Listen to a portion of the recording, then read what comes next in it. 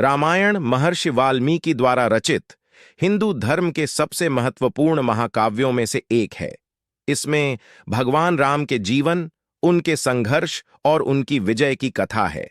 इस महाकाव्य में कई ऐसे प्रसंग हैं जहां भगवान राम को त्रिदेवों से दिव्य शस्त्र प्राप्त होते हैं। यह शस्त्र न केवल उनकी शक्ति का प्रतीक थे, बल्कि उनके धर्म युद्ध में महत्वपूर्ण भूमिका निभाते थे। इस लेख में हम उन घटनाओं का विस्तार से वर्णन करेंगे जब भगवान राम को त्रिदेवों ब्रह्मा, विष्णु और महेश से दिव्य शस्त्र प्राप्त हुए। भगवान राम को विष्णु से प्राप्त शस्त्र उनके अवतार के समय ही संचित थे। वे स्वयं भगवान विष्णु के अवतार थे, अतः उनकी आत्मा में विष्णु की समस्त शक्तियां निहित थीं। विशेषकर सुदर्शन चक्र का महत्व यहाँ उल्लेखनीय है। सुदर्शन चक्र भगवान विष्णु का प्रमुख शस्त्र है, जिसे किसी भी प्रकार की आसुरी शक्तियों के विनाश हेतु प्रयोग किया जाता है। यह चक्र तीव्र गति से घूमता है और अपने लक्ष्य को अचूकता से भेदता है। हालांकि रामायण में सुदर्शन चक्र का स्पष्ट वर्णन नहीं है, लेकिन यह भगवान विष्णु की शक्ति का प्रतीक है जो श्री राम में निहित थी। ब्रह्मा जी ने श्री राम को कई विशिष्ट शस्त्र प्रदान किए। इन शस्त्रों का उपयोग रामायण के विभिन्न प्रसंगों में राम ने राक्षसों के विनाश के लिए किया। ब्रह्मास्त्र सबसे शक्तिशाली शस्त्रों में से एक है, जिसे ब्रह्मा जी ने स्वयं रचा था। यह शस्त्र किसी भी युद्ध में अंतिम उपाय के रूप में प्रयोग किया जाता है। इसकी शक्ति इतनी प्रबल है कि यह संपूर्ण सृष्टि को नष्ट करने की क्षमता रखता है। रामायण में ब्रह्मास्त्र का उल्लेख कई स्थानों पर मिलता है। रामायण में एक प्रसंग आता है जब अगस्त्य मुनि श्री राम को ब्रह्मास्त्र का ज्ञान देते हैं। यह शस्त्र उन्हें रावण और अन्य राक्षसों से युद्ध करने में सहायक होता है। अगस्त्य मुनि ने राम को बताया कि ब्रह्मास्त्र का प्रयोग अत्यंत सावधानी से करना चाहिए, क्योंकि इसकी शक्ति अपार है।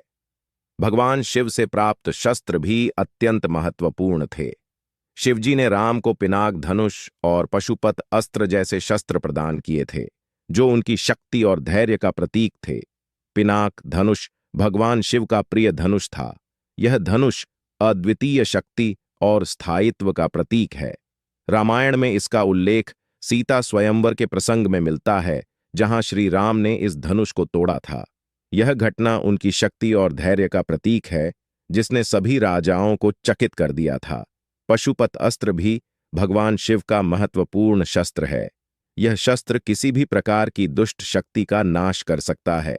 रामायण में इसका स्पष्ट उल्लेख नहीं है, लेकिन यह माना जाता है कि राम को यह शस्त्र भगवान शिव से प्राप्त हुआ था, जिससे उनकी शक्ति और भी बढ़ गई थी। श्री राम के गुरु वशिष्ठ और विश्वामित्र का योगदान भी अत्यंत महत्वपूर्ण है। विश्वामित्र ने राम को अनेक दिव्य शस्त्रों का ज्ञान दिया था। इनमें प्रमुख शस्त्रों का विवरण नीचे दिया गया है। अग्निबाण का उपयोग ताड़का और सुबाहु जैसे राक्षसों का नाश करने के लिए किया गया था। यह बाण आग की शक्ति से युक्त होता है और अपने लक्ष्य को जलाकर राख कर देता है। वरुण बाण जल की शक्ति से युक्त होता है।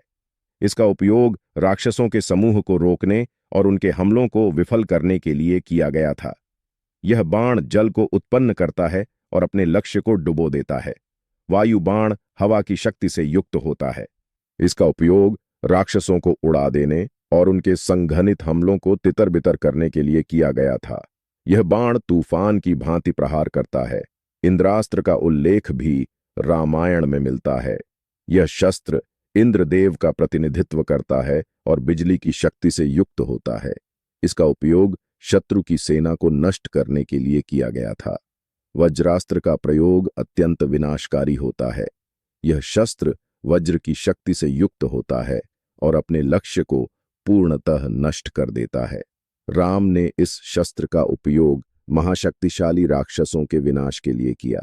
प्रभु श्री राम को त्रिदेवों से प्राप्त दिव्य शस्त्र केवल युद्ध के साधन नहीं थे, बल्कि धर्म की स्थापना और अधर्म के विनाश का प्रतीक थे। ये शस्त्र उन्हें असुरों का नाश करने और धर्म की पुनर्स्थापना करने में सक्षम बनाते थे। उनका उपयोग सदैव धर्म की रक्षा और अधर्म का नाश करने में किया गया। रामायण का मुख्य प्रसंग रावण का वध है, जहां इन शस्त्रों का महत्व स्पष्ट रूप से दिखाई देता है।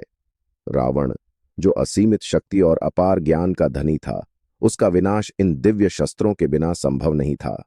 श्री राम ने ब्रह्मास्त्र, इंद्रास्त्र और अन्य दिव्य शस्त्रों का उपयोग कर रावण का अंत किया, जिससे धर्म की विजय और अधर्म का नाश हुआ। प्रभु श्री राम को त्रिदेवों से प्राप्त दिव्य शस्त्र उनके महानायकत्व का महत्वपूर्ण हिस्सा थे। इन शस्त्रों ने उन्हें असुरों का नाश करने और धर्म की पुनर्स्थापना करने में सक्षम बनाया। ये शस्त्र आज भी हमारे लिए यह संदेश देते हैं कि सत्य और धर्म की शक्ति के सामने कोई भी आसुरी शक्ति टिक नहीं सकती। रामायण के इन प्रसंगों से हमें यह सीख मिलती है कि सच्चाई और धर्म की राह पर चलते हुए हमें किसी भी चुनौती का सामना करने के लिए सदा तैयार रहना चाहिए।